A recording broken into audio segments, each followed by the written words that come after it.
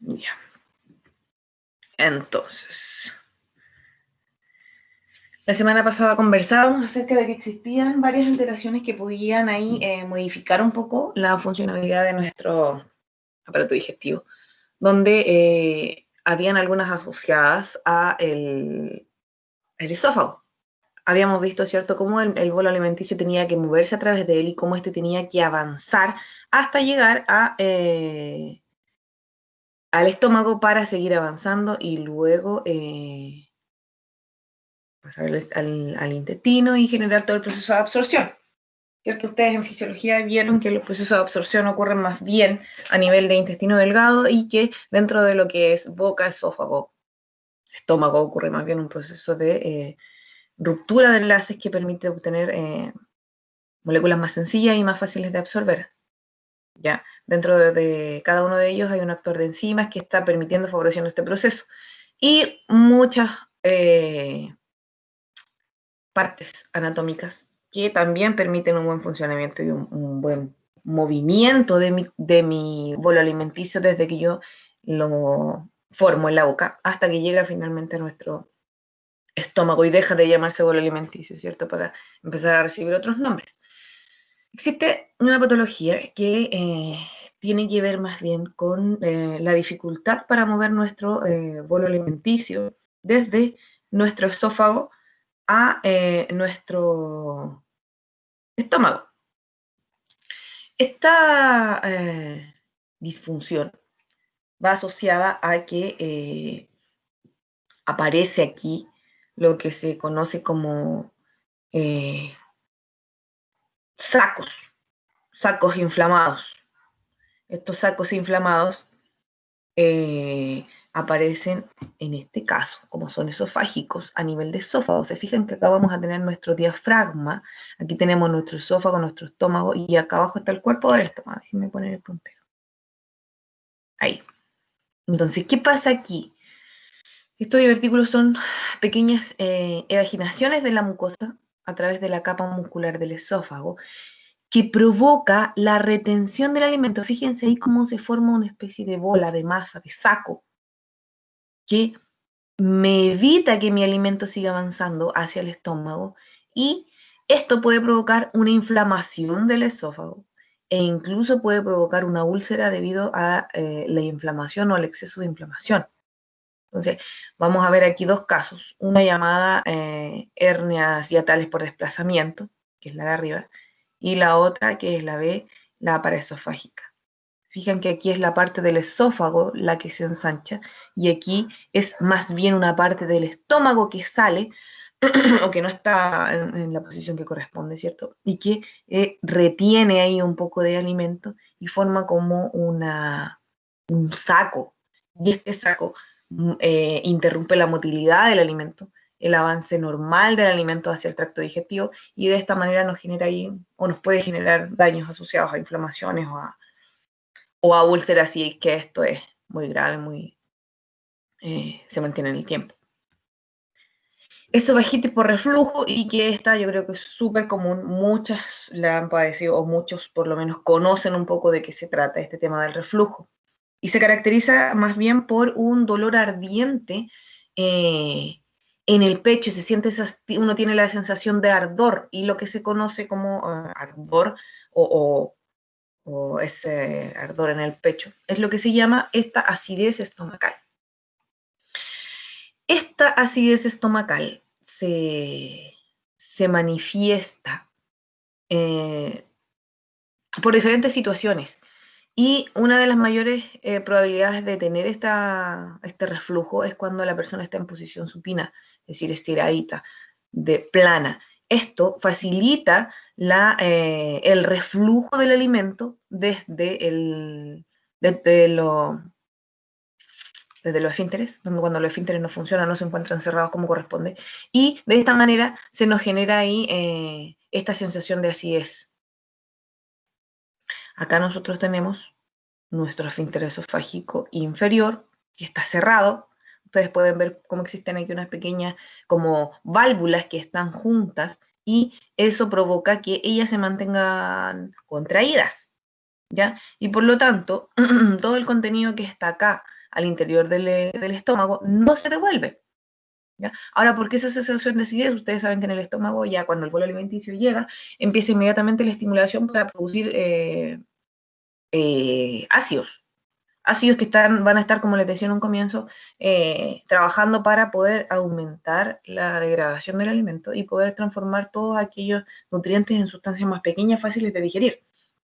Entonces, cuando existe aquí una relajación o una disminución del tono que se le llama del esfínter esofágico interior, EEI, que es el que me va a comunicar el estómago con el esófago, es cuando se provoca, ¿cierto?, esta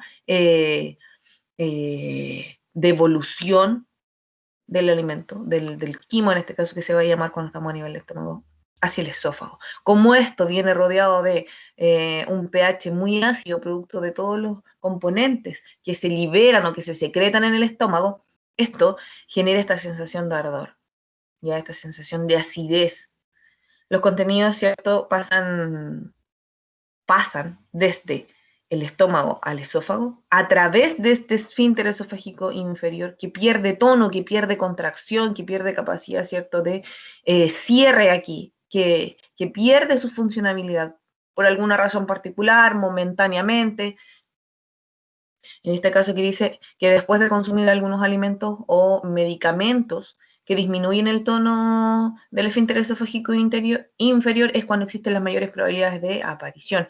Cuando esto ocurre, generalmente se les pide a las personas que duerman un poco más bien sentadas, como lo conversaba su compañera en la clase anterior.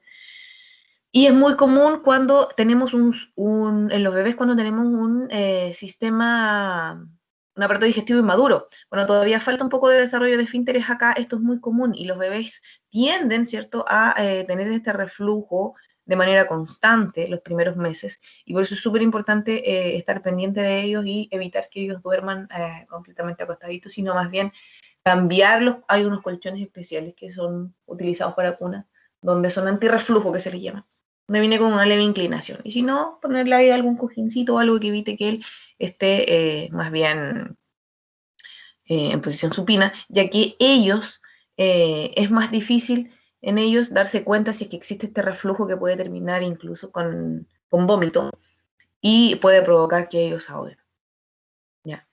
Si es que quedan en posición supina. Porque la mayoría de los bebés, bueno, son pequeñitos, uno los pone planos, posición supina como aparece ahí, pero no los pone de manera vertical, no los pone o no los gira un poco para que si es que llegase a haber un vómito o si llegase a haber ahí algún reflujo, no permita que los bebés se ahoguen. Pero es bastante común en los bebés pequeños y ahí es simplemente por una falta de maduración de los esfínteres. Así como hay otras causas, como en el caso de algunos medicamentos que provocan esto o algunos alimentos que provocan como esta relajación de nuestro esfínter. Entonces, tenemos acá, o vamos a tener, lo que se conoce como un vaciamiento gástrico retardado, que dijimos que me podría provocar alguna lesión esofágica. También vamos a tener, estas lesiones esofágicas pueden venir cuando existe una mayor relajación de nuestros esfínteres, cuando hay una acidez aumentada, cuando hay pérdida de la peristalsis, que recuerden que son los movimientos de relajación de nuestros esfínteres, o la disminución de nuestros esfínteres, la definición del tono, lo que hablábamos recién. Todo esto me puede llegar a generar una lesión esofágica inicial. Cuando esto es recurrente, estas lesiones esofágicas iniciales pueden generar lo que se conoce como una cicatriz y pasan a transformar a nuestros esfínteres en esfínteres incompetentes que no tienen la capacidad de evitar esta devolución del alimento, ¿cierto? No tienen las funcionalidades de ser como una especie de barra protectora para evitar que el alimento se devuelva, sino más bien siga avanzando. Y es ahí cuando empezamos a tener muchas probabilidades de poder generar, por ejemplo, un cáncer. ¿Ya? Entonces existen varias opciones que me podrían estar generando una lesión esofágica que podría después transformarse en un cáncer.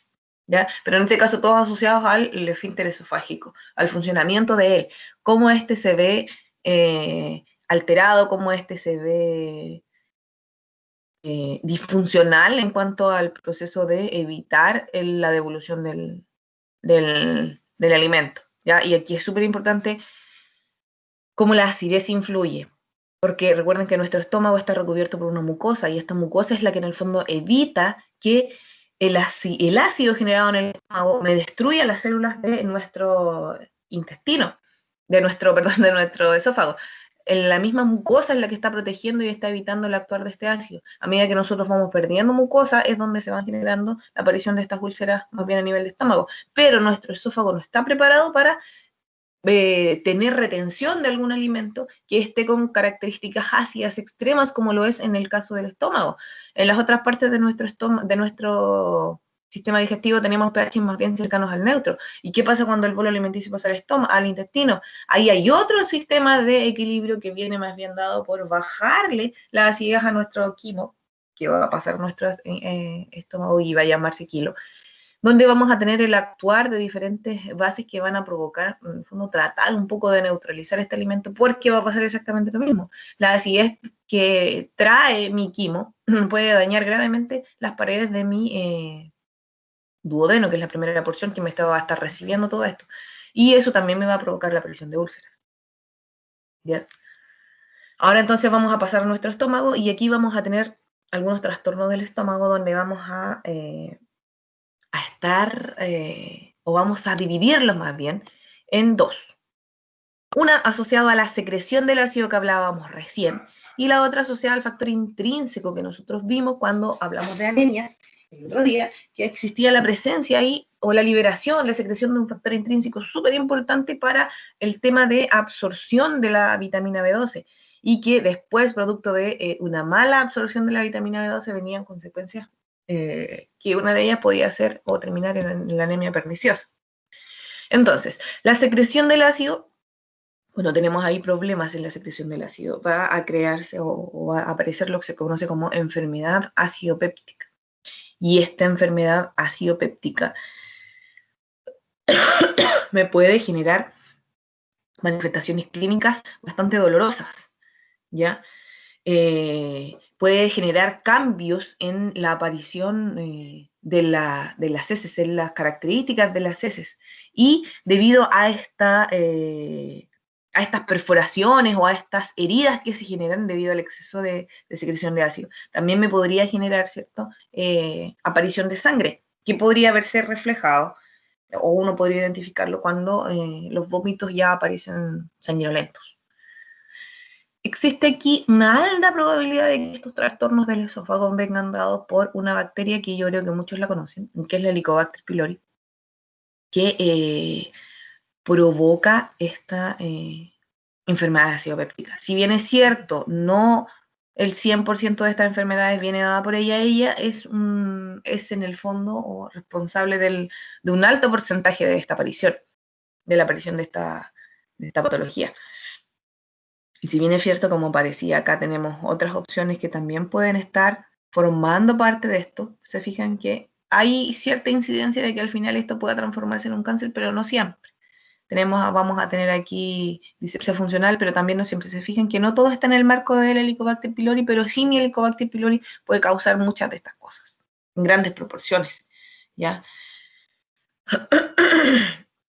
Este Helicobacter pylori es una bacteria que se aloja en el tracto digestivo y que genera ciertas disfunciones que van provocando la aparición de esta patología. Cuando se habla, por ejemplo, acá, estos que están por fuera del Helicobacter, tenemos algunos fármacos antiinflamatorios que también pueden provocar estas úlceras gástricas, estas úlceras duodenales, ¿ya? Pero generalmente se le atribuye al Helicobacter pylori. Cuando no tenemos aparición del Helicobacter pylori es cuando pueden aparecer otros factores causantes de, pero la mayoría de las veces se le va a atribuir a ella. Vamos a tener aquí, fíjense, un estómago, tenemos mi estómago, ¿cierto? Y vamos a tener que la mayoría de las personas son asintomáticas frente a estas patologías en un comienzo.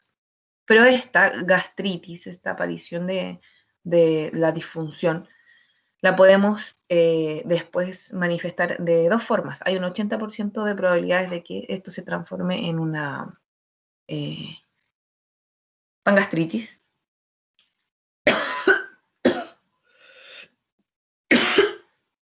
Perdón. En una pangastritis. Y que esto me involucre a mí, fíjense acá la presencia de mi Helicobacter pylori, y vamos a tener aquí un proceso inflamatorio bastante importante que me va a provocar a mí un aumento excesivo de la secreción del ácido del estómago. Y después de un tiempo, esta producción excesiva del ácido va a cesar, va a provocar una disminución de este ácido.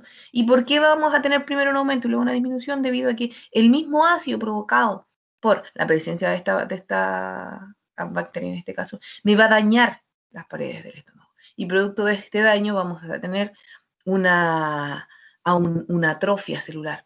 Y esta atrofia celular va a evitar luego que se produzca el ácido que en el fondo está provocando la disfunción. Después de un tiempo, este daño, esta atrofia de las células parietales, me va a provocar o puede provocar, porque acuérdense que todo esto en base a probabilidades, la aparición de un cáncer gástrico debido a una gastritis atrófica, producto de la excesiva aparición de ácidos gástricos que me provoca una atrofia de las células parietales. ¿Ya? Debido a esa gastritis atrófica, se puede generar la aparición de un cáncer gástrico. ¿Ya? Y eso más bien viene dado por el tema de hiposecreción ácida. Recuerden que tenemos un aumento de la secreción, pero luego vamos a tener una disminución por atrofia de las células parietales. Por el otro lado, tenemos un 15% de probabilidades que se presente una gastritis de tipo antral, donde vamos a tener aquí de nuevo la presencia de nuestra Helicobacter pylori. Vamos a tener un proceso inflamatorio y aquí vamos a generar un aumento exagerado de mi secreción de ácido, pero este aumento exagerado no va a disminuir. ¿Ya? Este aumento de mi ácido, del ácido, de los ácidos gástricos, va a provocar, miren, la probabilidad de que exista una inflamación a nivel de duodeno producto de estas ulceraciones provocadas por el exceso de ácido presente en el antro de mi estómago.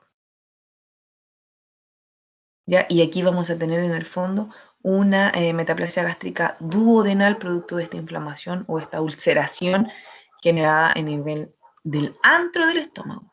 Y esto más bien dado viene por una hipersecreción ácida. O sea, yo a cada lado puse en la parte anatómica en la que se presentaba la patología, en este caso, la pangastritis viene asociada al cuerpo del estómago, ¿sí?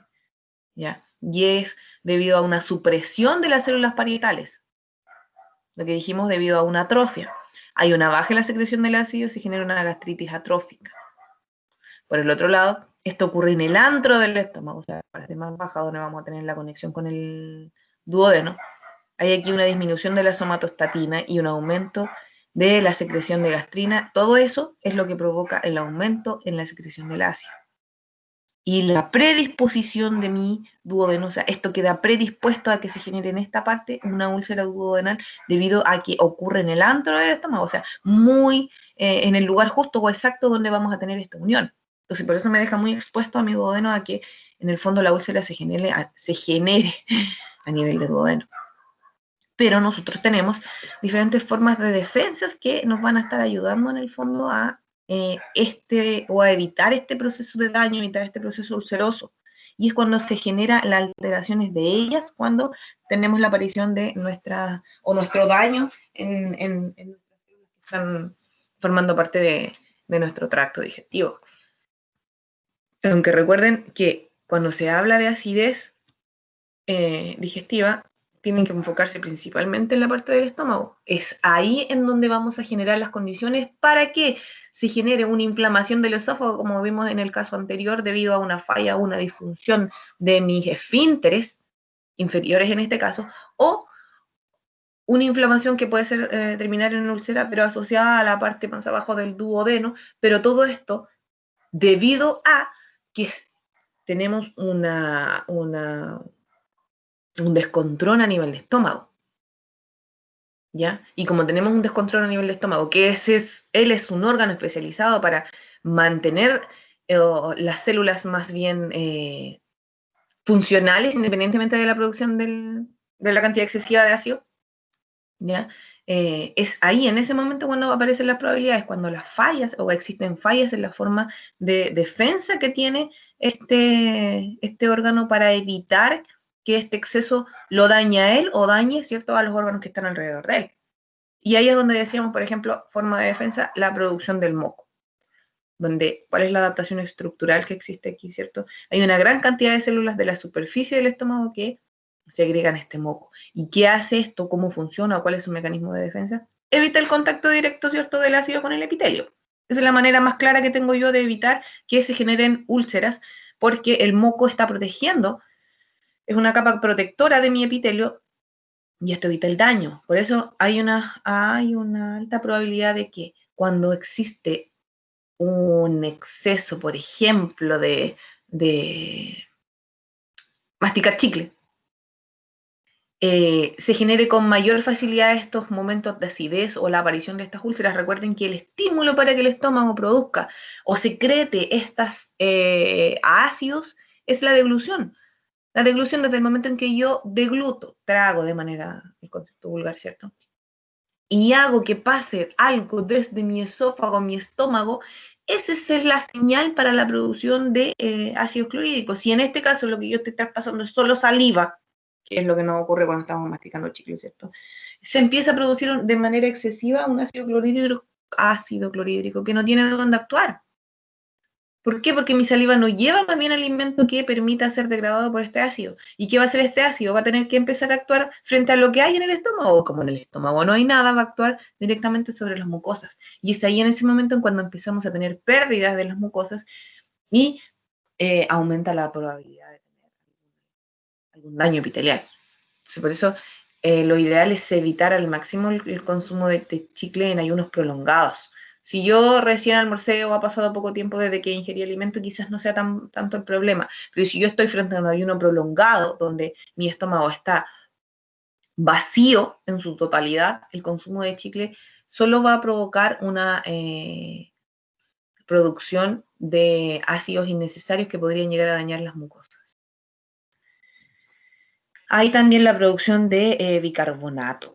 Y recuerden que el bicarbonato en este caso va a actuar como un neutralizador de la acidez, para evitar lo mismo, la ruptura de nuestro epitelio. Y la producción de este bicarbonato ocurre en mayor frecuencia a nivel de duodeno, y donde dice que hay células especializadas en la liberación por ejemplo, bicarbonato, que ayuda a que una vez que el bolo pase a la porción, a la primera porción del intestino, esto inmediatamente se neutralice.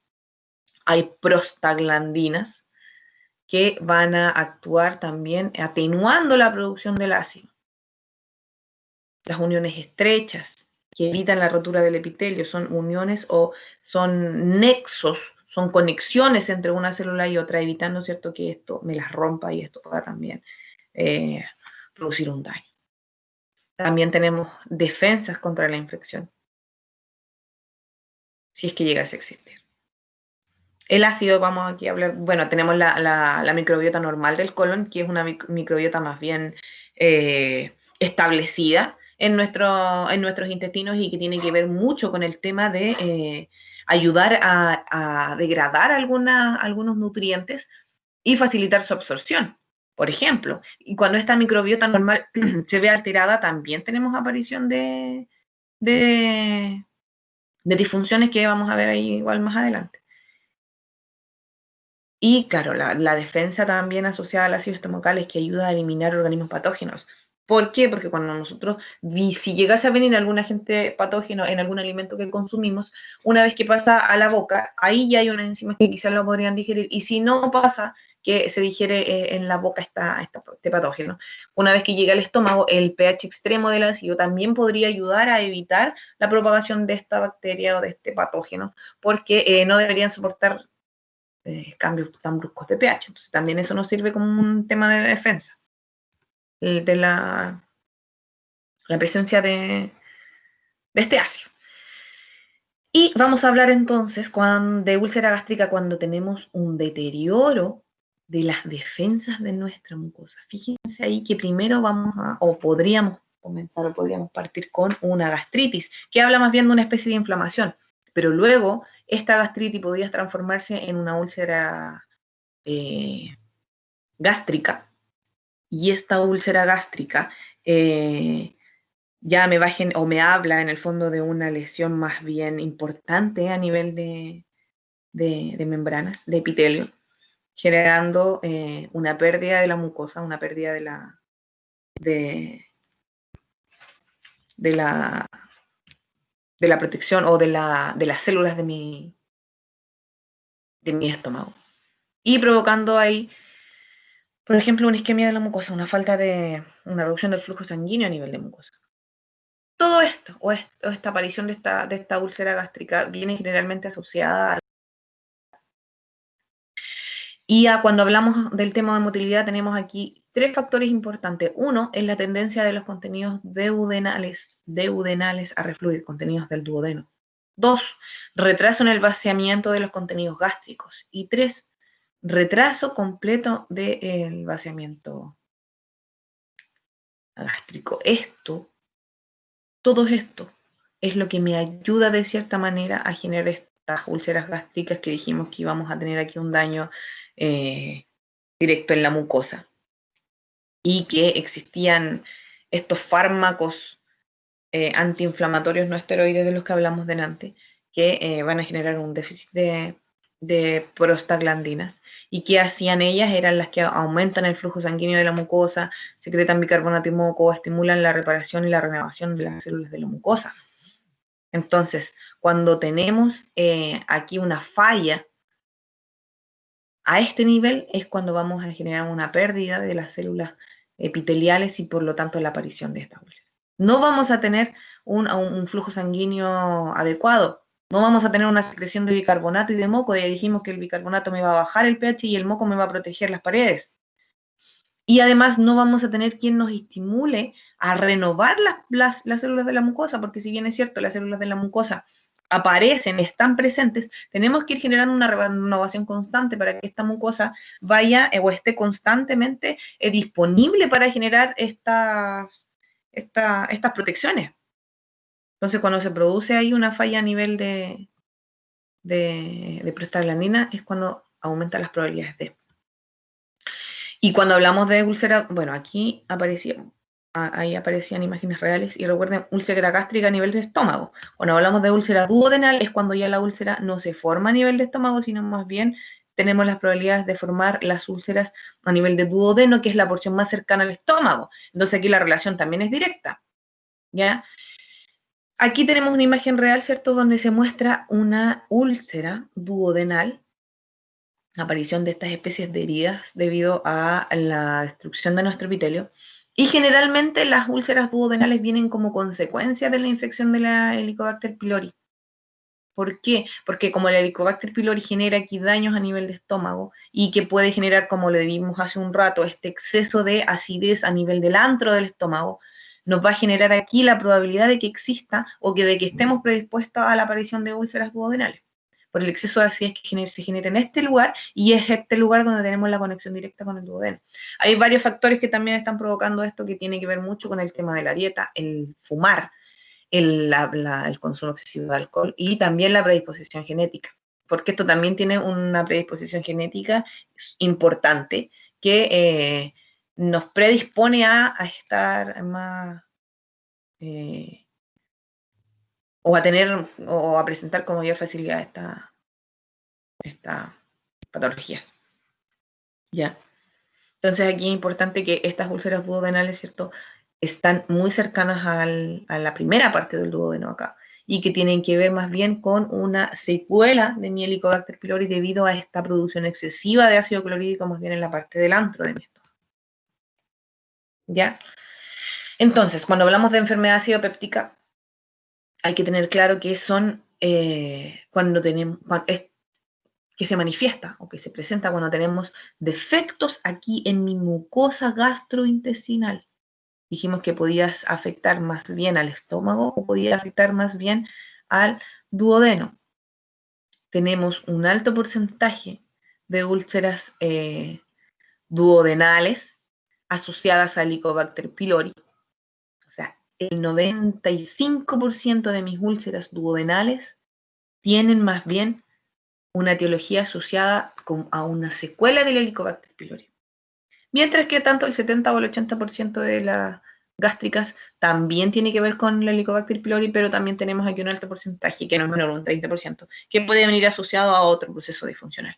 Ya, pero aquí es súper importante esta bacteria porque está causando o está presentando una alta probabilidad de aparición de estas enfermedades acidopépticas. Clasificación según el hallazgo, vamos a tener tipo 1 que es en el cuerpo gástrico acá, tipo 2 en el cuerpo gástrico asociado a una úlcera duodenal activa cicatrizada, o tipo 3 en el área prepilórica. El píloro, ahí tienen que recordar un poco de anatomía, si es que no recuerdan o no asocian muy bien estos nombres, porque ahí tienen que ir viendo dónde están los esfínteres y los nombres que van recibiendo los esfínteres. Ya, entonces vamos a tener una úlcera pilórica, que es hay un dolor exaversado con la ingesta del alimento. O sea, yo consumo alimentos y inmediatamente empieza el dolor. Y que puede producir hasta vómitos. Mientras que en el caso de la úlcera duodenal, aparece después del ayuno, puede provocar un despertar nocturno y se activa con la ingesta de alimentos o antiácidos. ¿Ya? Y recuerden la diferencia de localización, pero la unión que tienen aquí ambas por el Helicobacter. Eso es importante. Gastroparesia. La gastroparesia es una enfermedad que involucra motilidad. O sea, cómo los músculos que están generando este movimiento normal, más bien espontáneo, un movimiento más bien, ¿cómo se llama? Involuntario, se van viendo alterados acá. Y vamos a tener fallas en el movimiento de los músculos a nivel de estómago que me van a provocar esta gastroparesia. Esta gastroparesia es entonces una enfermedad neuromuscular gástrica. Las paredes acá, donde tenemos un movimiento muscular normal, es aquellas que se ven afectadas. Y como esta es una enfermedad neuromuscular, tiene que ver o tiene afección de nuestro sistema nervioso entérico, porque recuerden que todo este proceso de contracción muscular recibe más bien o trabaja más bien en base a señales nerviosas que van a llegar y que van a provocar esta contracción. Entonces, importante acá, gastroparesia es una enfermedad asociada a una falla o a un movimiento normal de los músculos del estómago y que tiene que ver con una afección al sistema nervioso. ¿Qué causa esto? Como vamos a tener una falla en la contracción normal de nuestro músculo, vamos a tener reflujo gastroesofágico y vamos a tener que el movimiento es muy lento o nulo dentro del estómago. Y aquí lo podemos asociar a que si tenemos un movimiento muy lento o nulo dentro del estómago, ¿qué va a pasar?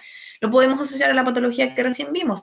Si dijimos que nuestro movimiento, nuestra motilidad es nula o baja, significa que nuestro alimento se va a quedar mucho tiempo en el estómago. Y si nuestro alimento se queda mucho tiempo en el estómago, significa que va a seguir teniendo nuestro estómago estímulos presentes en él, lo que significa que va a seguir produciendo ácido.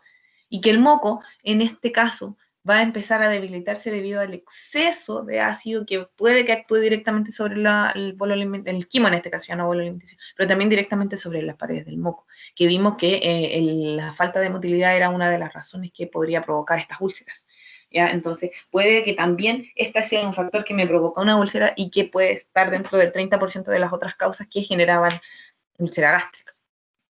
¿ya? Es común en personas diabéticas y que se utiliza como tratamiento, se utiliza la dieta. O sea, modificar el tema de la dieta, el tema de las fibras, el tema del tipo de alimento que se consume. Todo eso me puede ayudar como tratamiento.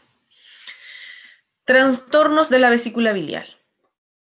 Yo creo que vamos a terminar el tema de digestivo y hacemos un break y de ahí comenzamos con renal, ¿ya?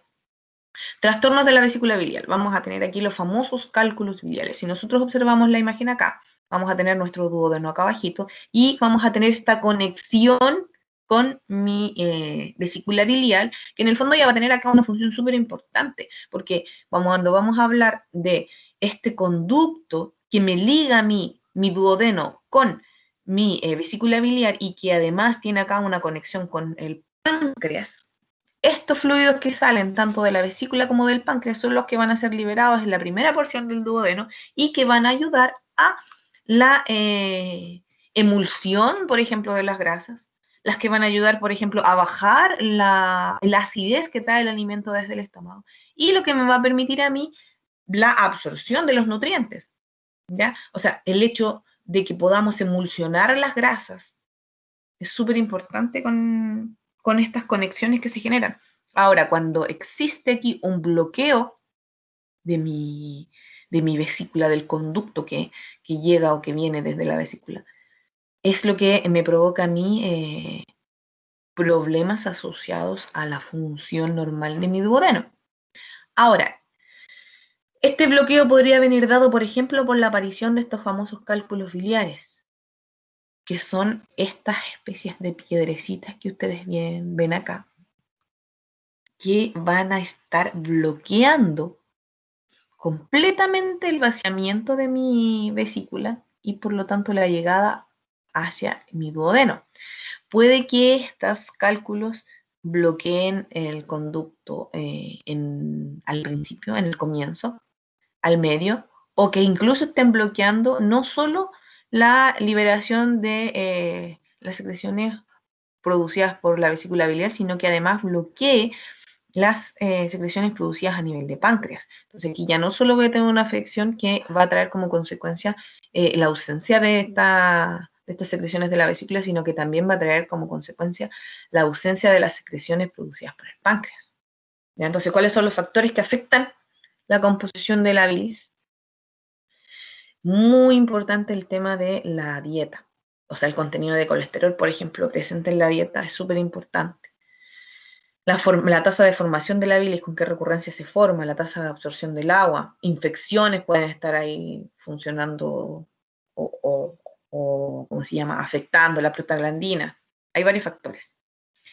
Y los factores que afectan la motilidad de la vesícula biliar tienen que ver con la relajación de los esfínteres, que son los que van a estar ahí, ¿cierto?, controlando esta salida o esta entrada, o esta salida de las secreciones. La disminución de la pared muscular de mi vesícula biliar. Y hay algunas hormonas que también van a estar aquí controlando toda esta motilidad, este movimiento, este vaciamiento de mi vesícula. También hay un control nervioso. Cuando tenemos disfunción de estos factores o cuando tenemos disfunción de la vesícula en general, es cuando se presenta la formación de estos cálculos biliares, que son una especie como de piedrecillas que aparecen ahí y que me generan esta patología.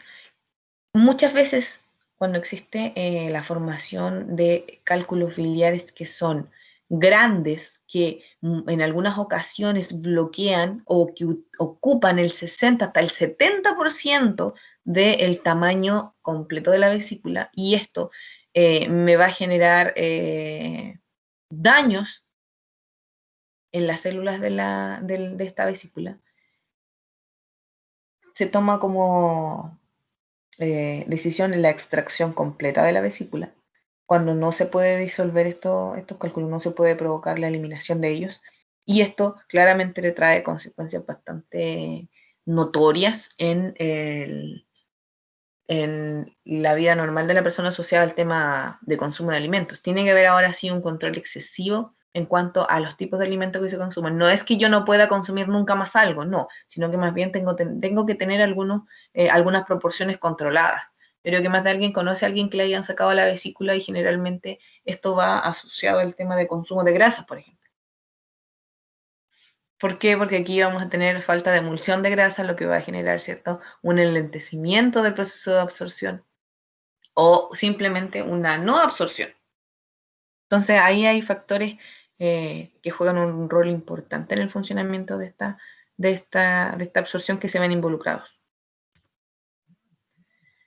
Efectos clínicos y patológicos de la colelitiasis. Vamos a tener, como decíamos aquí recién, que el colesterol es lo que me va a estar como provocando o me va a ayudar o me va a incitar a la aparición y los cálculos mixtos que aquí vamos a tener el llamado colesterol diabético porque también es como recurrente en las personas diabéticas. La obesidad, y también aquí acuérdense que tiene un factor súper importante en la dieta. Los anticonceptivos orales también tienen cierto grado de responsabilidad frente a esta. Y las personas con diabetes. Cuando se habla de cálculos de pigmento, aquí también hay participación de algunas anemias. Perdón. O alguna infección parasitaria que me puede estar provocando la aparición de estas piedrecillas. La aparición de estas aumenta la probabilidad de tener un carcinoma y cuando ya, fíjense la cantidad, se habla de una colicistitis crónica, donde se calcifica o se endurece la pared y se le llama vesícula biliar de porcelana, ¿ya? Y cuando se habla de una colicitis aguda es cuando esto termina muchas veces en peritonitis. Y también lo vamos a abordar cuando veamos apendicitis. ¿Qué genera esto? Una obstrucción del conducto cístico y por lo tanto vamos a tener problemas con el vaciado. ¿Ya? Hasta que me llegase o me pudiese llegar a provocar la ruptura completa de mi vesícula. Puede que no más bien se genere acá una fibrosis postinflamatoria debido a una obstrucción de este conducto biliar por presencia de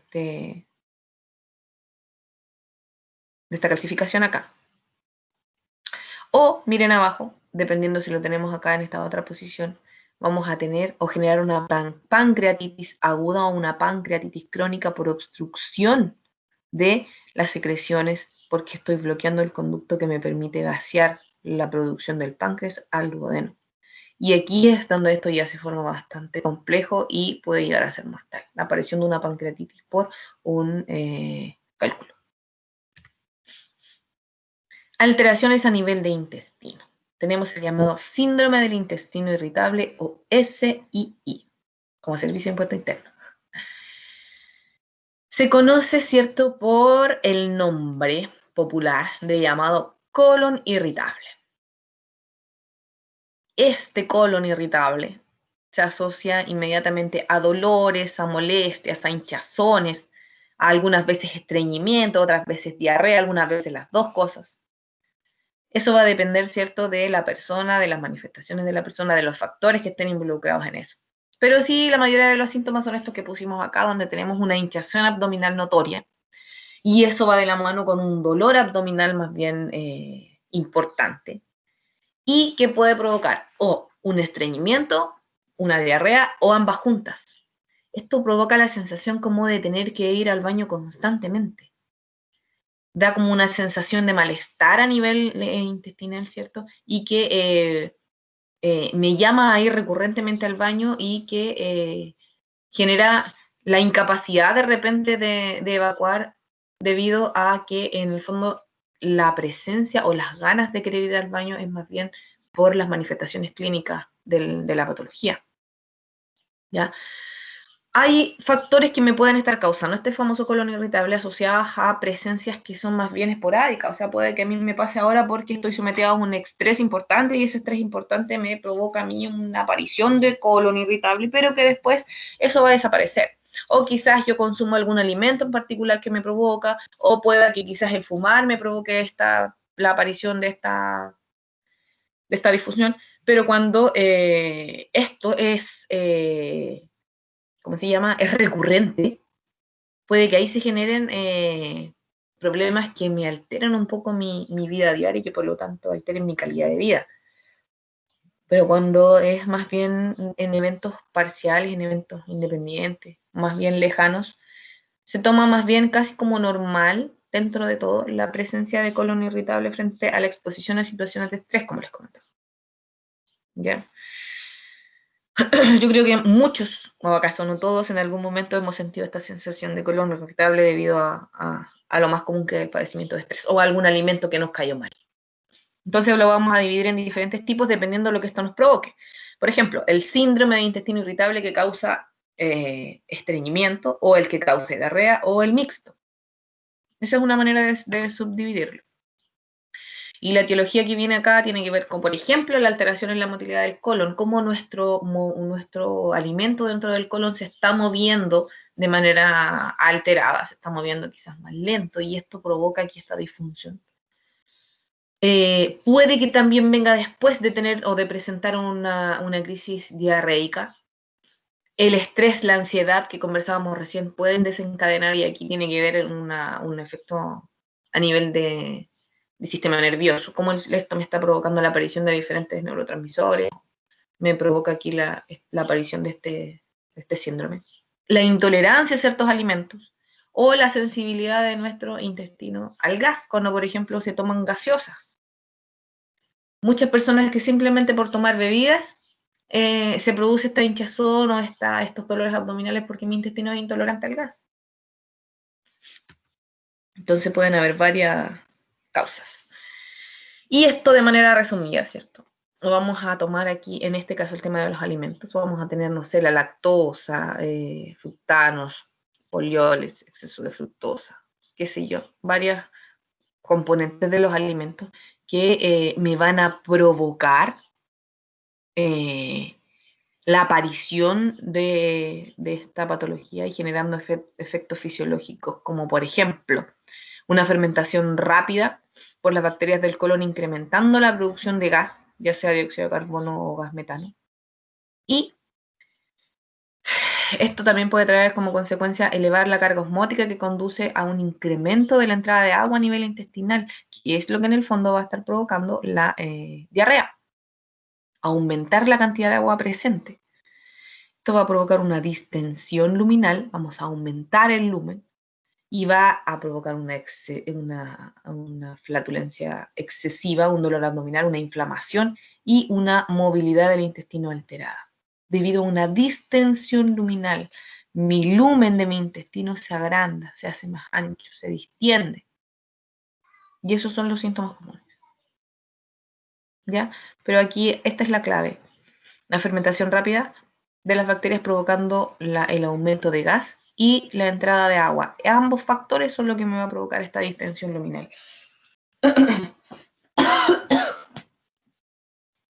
El diagnóstico se dice que para que se considere o se diagnostique el SSI, tenemos que tener pacientes que esta condición sea más bien recurrente. Que dice que, y aquí lo copié textual, dice: los pacientes que padecen esta condición deben tener un tiempo de evolución de al menos 6 meses con síntomas, los cuales deben estar presentes durante los últimos 3 meses con una frecuencia mínima de un día por semana. O sea, dentro de 6 meses yo tengo que estar por lo menos con esta sintomatología una vez por semana. De lo contrario, pasan a ser más bien eventos aislados, como les decía yo, que pueden estar provocados por algunos u otros factores. Y generalmente este diagnóstico va asociado a esta sintomatología que tenemos acá.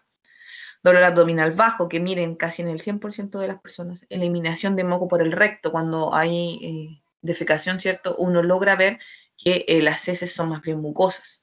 Sensación de evacuación incompleta, y es lo que yo les decía que provocaba esta sensación de ir al baño constantemente, como que queda algo en el estómago, en el intestino todavía, pero cuando en realidad no es mucho lo que queda. Ese es menos consistente al inicio del dolor. Deposiciones más frecuentes al inicio del dolor también pueden ser manifestaciones. Alivio del dolor con la defecación, o sea, tengo la sensación de dolor, esa sensación de evacuación incompleta, voy al baño, se evacúa un poco y eso ya me baja un poco la sensibilidad. Y distensión abdominal visible, o sea, significa que la persona está también con su abdomen inflamado. Tratamiento vamos a tener dependiendo de dónde provenga, cuál sea la causa. Hay un tratamiento central asociado a antidepresivos, o llamado el poder de la palabra, que viene dado por un tema más bien neurológico, ¿ya? Si el problema va más bien dado al tema de la microbiota, vamos a tener dieta, probióticos, antibióticos, que van a estar regulando un poco este proceso de microbiota normal dentro de nuestro intestino. Lo que yo les decía, tenemos bacterias que están viviendo normal dentro de nuestro intestino, y aquí tenemos la Escherichia coli, por ejemplo, que es la que nos ayuda a la digestión de algunos nutrientes para facilitar la absorción, pero cuando esta microbiota se ve alterada es cuando también se pueden presentar estas disfunciones. Y aquí, por ejemplo, viene el tema del tránsito lento, cuando le hacen propaganda al chamito, por ejemplo, que viene con lactobacilos, que ayuda a recuperar la microbiota normal. Los bebés cuando tienen estos famosos cólicos cuando nacen, que también va asociado a temas de inmaduración de su sistema digestivo, se le da un medicamento que el más común que le recetan los pediatras es el Biogaia, que se llama un frasquito súper pequeño que se le da una cierta cantidad de gotas al bebé, y que esa Biogaia lo que hace es ayudar a tener o a estabilizar en el fondo su microbiota, porque el bebé todavía no es capaz de regularizar ahí su microbiota, y eso transforma el cólico, ¿cierto? O hace desaparecer el cólico, o ayuda de cierta manera a evitar la aparición recurrente de estos cólicos. La única diferencia es que en el caso de los bebés hay manifestaciones que son más bien recurrentes en cuanto al momento de aparecer. Generalmente es en las noches, generalmente a la misma hora. Hay otros factores que también tienen que ver con la patología. Y si es más bien periférico, daños periféricos, ahí hay el tratamiento tradicional que viene con los antiinflamatorios y todo eso. Entonces el tratamiento va a depender de la razón por la cual esté presente. Enfermedad intestinal inflamatoria. Tenemos acá dos. Las enfermedades intestinales inflamatorias, o EII, nos queda poco ya. Vamos a incluir a la colitis ulcerosa y a la famosa enfermedad de Crohn. Fíjense ustedes cómo estas inflamaciones se marcan en diferentes porciones del intestino delgado. Fíjense que en el caso de la colitis ulcerosa solo afecta el colon.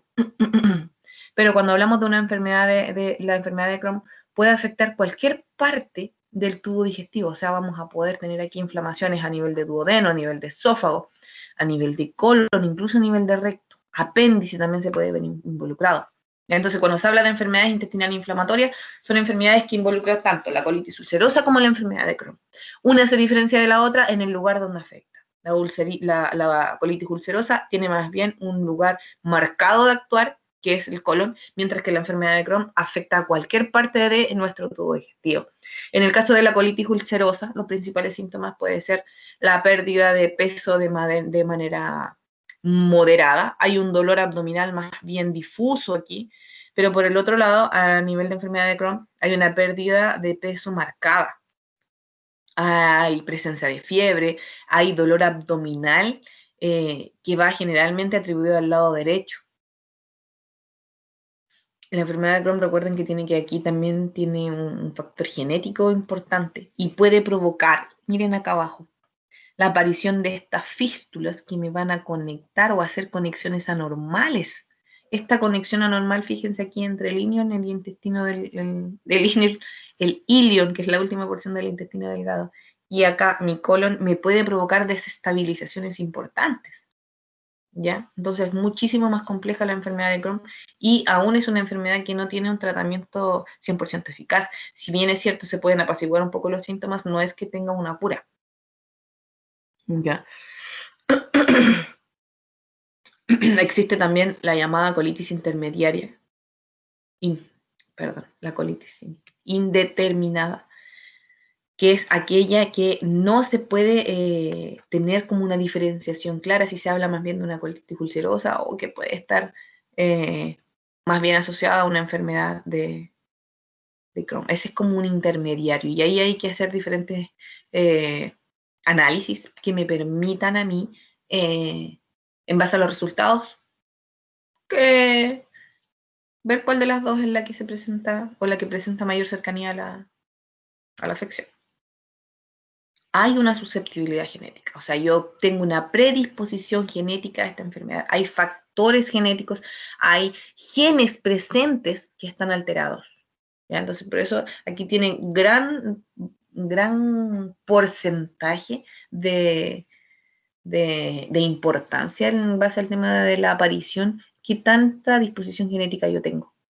Como les decía, hay genes directamente involucrados que están presentes en personas que los hacen más susceptibles a, pero esto se suma a factores ambientales que hacen que esta respuesta o este factor genético se vea más bien activado y por lo tanto se genere lo que se conoce como una respuesta exagerada del sistema inmune frente a una situación normal. En este caso, mi sistema inmune exagera la respuesta y me provoca una inflamación considerable, y producto de esta inflamación es cuando se genera la colitis o la aparición de la enfermedad de Crohn. ¿Ya? Pero ojo aquí, susceptibilidad genética es uno de los factores súper importantes asociados a los temas ambientales. Cuando ambas dos cosas se combinan, las probabilidades, ¿cierto?, se modifican, haciéndose mayores probables o menos probables. ¿Cómo se produce? Y aquí está la fisiopatología, miren. Aunque en el caso de la enfermedad de Crohn hay muchas causas que son desconocidas, porque si bien es cierto, se tiene idea de que hay un factor genético, se tiene idea de que hay un factor ambiental, cómo esta expresión me provoca la aparición de esta patología, todavía es bastante desconocido. Hay mucha información todavía por descubrir. Pero, en estricto rigor, vamos a tener esto. Bacterias que van a atravesar la pared del intestino, fíjense, claramente hay bacterias que van a causar mayor impacto que otras, pero las bacterias pueden atravesar la pared del intestino, lo que significa que me van a romper estas uniones acá, van a pasar estas vellosidades y van a romper las uniones que hay entre las células y van a pasar de la mucosa a la submucosa. Una vez en la submucosa, vamos a tener la aparición inmediata de las células de nuestro sistema inmune. O sea, llega una bacteria al interior de mi cuerpo. ¿Qué hace mi sistema inmune? Inmediatamente llegan las señales de reconocimiento y empieza el proceso de ataque, ¿cierto? Con la aparición de citoquinas, con factores de... todo eso que ustedes ya más o menos conocen. Entonces, este reconocimiento aquí del patógeno y el actuar de mis células del sistema inmune es lo que se genera como, es lo que provoca, perdón, una respuesta inflamatoria excesiva. Y esta inflamación excesiva, ¿qué trae como consecuencia? Me trae inflamación que provoca daños en los tejidos. Cuando este daño es más bien, fíjense dónde está marcado acá, tenemos la mucosa. Cuando este daño es más bien asociado a la mucosa, o sea, se habla de un daño más bien superficial, se genera la colitis ulcerosa. Pero cuando esta inflamación provoca lesiones en el tejido a nivel de submucosa y capa muscular, es donde tenemos la llamada enfermedad de Crohn, porque el daño epitelial es un daño mucho más profundo. Y es aquí donde yo les decía que miren, se pueden provocar estas fístulas que provocan o que llevan a conexión con otros órganos. Por lo tanto, la lesión puede irse hacia el otro órgano también. ¿Ya? Ahí está la clave de entender. Tenemos el daño, el factor que me va a provocar el daño, la respuesta en base a la presencia de este factor, que va a ser la inflamación excesiva. Si el daño se produce a nivel superficial, colitis ulcerosa. Si el daño se produce a nivel más profundo, enfermedad de Crohn. Y este daño puede transmitirse por la aparición de fístulas que me están uniendo un órgano con otro. ¿Ya? Factores involucrados, dijimos, factores ambientales, genéticos. Y cuando hablamos de factores ambientales, aquí también tenemos que considerar el tema de la dieta. Síntomas que van allá fuera de los gastrointestinales, o sea, fuera de los síntomas comunes que dijimos hace un rato. Inflamación ocular, úlceras en la boca, enfermedades del hígado, de la bilis, problemas a los riñones, problemas a la piel, reblandecimiento óseo, artritis, problemas circulatorios. Esos pueden ser algunos otros síntomas que son extraintestinales y que pueden estar formando parte de nuestra EII. ¿Cómo se diagnostica esto? Con una endoscopía, Se ve, ¿cierto? Aquí tenemos un color normal, acá tenemos la mucosa como granular, ¿se fijan? Y ulcerada. También se hacen análisis de sangre, porque recuerden que aquí vamos a tener presencia de glóbulos rojos, proteínas que tienen que ver con la inflamación, velocidad de sedimentación, qué sé yo.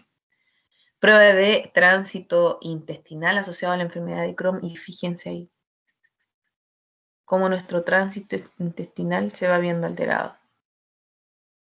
Hay pruebas complementarias a una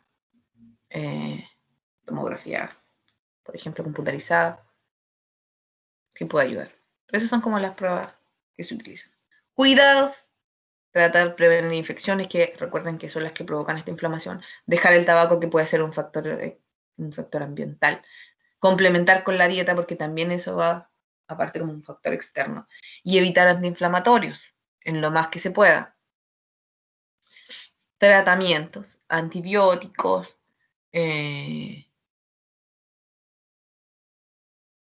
cirugía cuando vamos a tener ya problemas mucho más complejos. Cuando hay enfermedad de Crohn, como dijimos que aparecían fístulas, podríamos aquí tener afección de otros órganos, y incluso hay casos bastante graves donde se tiene que generar transfusiones sanguíneas. Vamos a tener tratamiento con células madres, que estas células madres, recuerden que pueden transformarse en cualquier célula de algún órgano especializado, siempre y cuando le lleguen los factores ambientales adecuados. O sea, si yo tengo un daño a nivel de alguna parte de mi tracto digestivo, por falla, por destrucción, puedo yo utilizar células madres que van a provocar quizás la reparación del daño, porque estas células madres, en base a la recepción de diferentes factores ambientales específicos, puede llegar a generarse o transformarse en la célula dañada. Eso va a depender netamente de los factores o de los estímulos que esté recibiendo mi célula madre. Anticuerpos, recuerden que aquí también inmunológico. Apendicitis. Localización del apéndice, ustedes ya saben, está en la porción final de mi intestino grueso. Acá tenemos, es un segmento pequeño que sale en forma de dedo, que en el fondo ya no tiene ninguna función, es más bien disfuncional.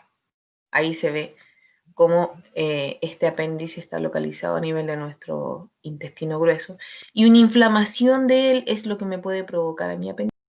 Personas con apendicitis pueden tener la aparición de los síntomas de manera repentina, y puede causarse con un dolor localizado que puede incluso tomar parte del abdomen y alrededor de la pierna. Es una de las manifestaciones. Primero vamos a tener aquí una obstrucción, luego vamos a tener una inflamación, y finalmente puede que esto termine en una perforación. ¿Ya? ¿Qué me puede provocar a mi apendicitis? No tengo la etiología, no tengo la etiología, no importa. ¿Qué me puede provocar a mí una apendicitis?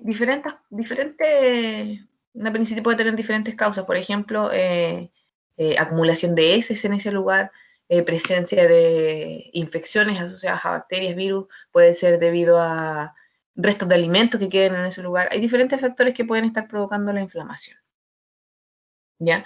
Pero esto que debe hacer, operarse de manera rápida, lo más rápido que se pueda, y eliminar simplemente el intestino. El intestino, el apéndice. ¿Ya? Ahora, si esto no se elimina a tiempo, puede esto romperse, perforarse, producirse una peritonitis, y eso ya puede pasar a ser mortal.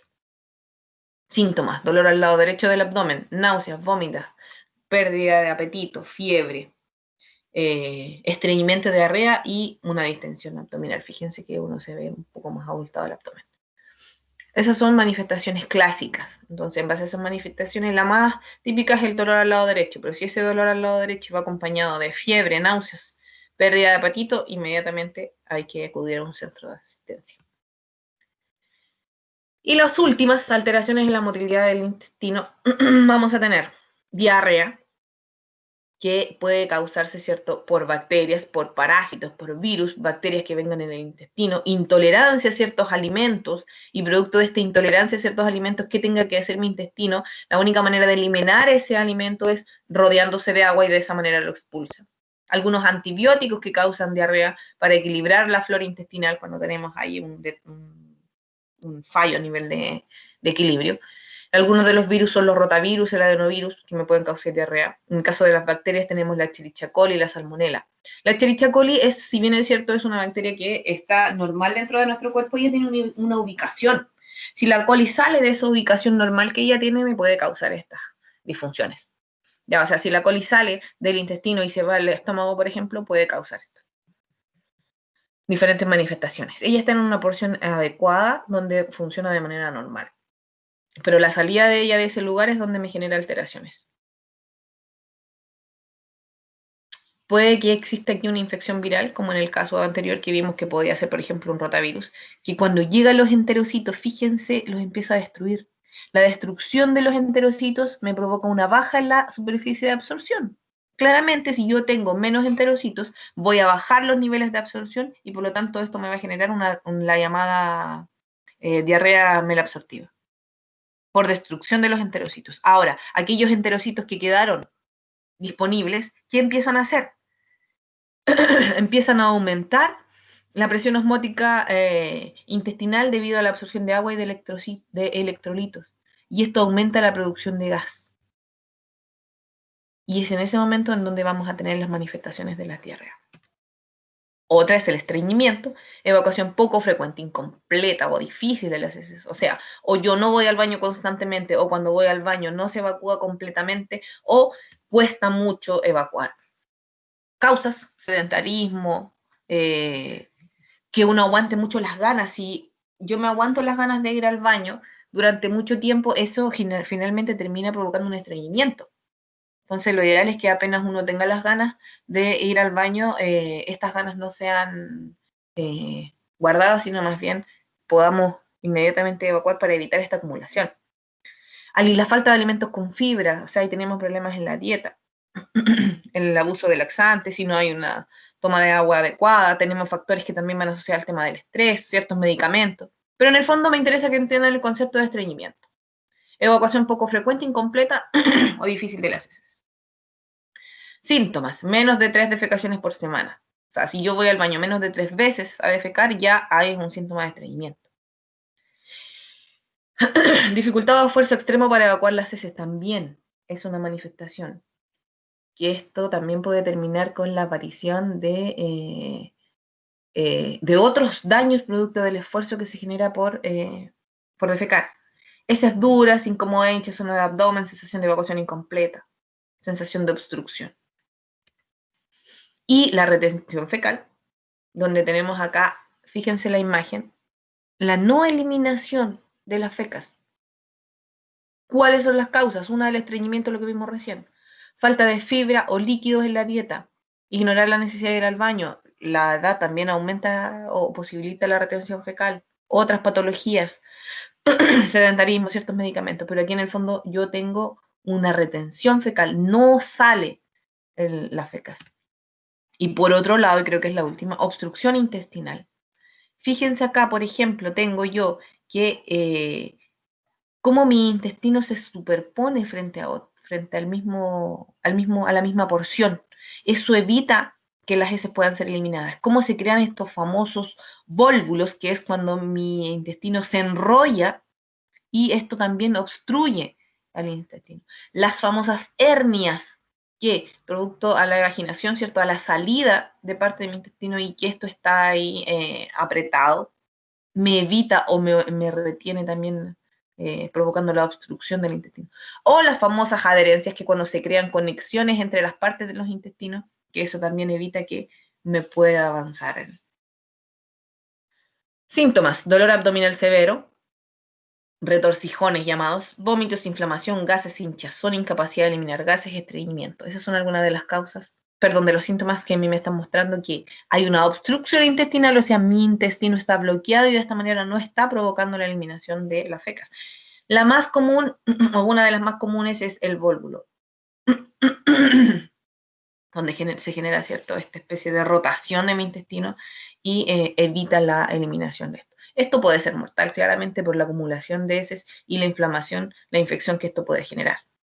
Diagnóstico para todo esto: hemogramas, análisis de sangre para ver concentraciones de iones, pruebas de imagen, tomografía, radiografías. Y un estudio endoscópico claramente nos va a ayudar mucho porque vamos a estar mirando lo que ocurre dentro de nuestro intestino grueso. Ya. Terminamos.